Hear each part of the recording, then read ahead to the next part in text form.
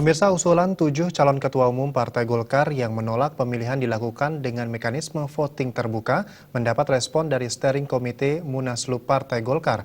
Pemilihan ketua umum akan dilakukan secara tertutup, meski dalam tata tertib dan ADART Partai Golkar tidak ada istilah pemilihan terbuka atau tertutup. Bahwa konvensi terkait dengan pemilihan orang selalu dilaksanakan secara tertutup. Demikian, dan itu juga sesuai dengan ADART Partai Golkar.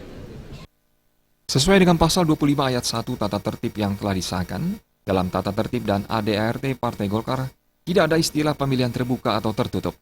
Namun pemilihan dilakukan secara rahasia. Dukungan terhadap pemilihan ketua umum melalui mekanisme voting tertutup juga mendapat apresiasi mantan ketua umum Partai Golkar Abu Rizal Bakri. Kan sudah diputuskan votingnya tertutup. Jadi itu memang sesuai dengan versi Anda? Jadi dengan usulan dari steering committee. Tidak akan berubah lagi itu, Pak? Insya Allah. Bisa berubah kalau di sininya berubah. Kan sudah diketok.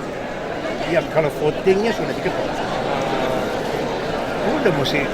Sudahlah ikutin aja apa yang udah disahkan dan direncanakan dan selesai. Selain itu, melalui pembahasan yang alot pada paripurna tata tertib Munaslup Partai Golkar, paripurna akhirnya memilih Nurdin Halid sebagai pimpinan sidang. Sekretaris sidang adalah Siti Aisyah Tuti Handayani dengan 2 anggota. Pimpinan sidang sedianya dipilih 1 perwakilan DPP, 3 orang perwakilan DPD, dan 1 orang perwakilan Ormas maupun organisasi sayap Partai Golkar. Nurdin Halid merupakan perwakilan dari DPP yang menerima palu sidang sebagai simbol pemimpin sidang Munaslup tahun ini.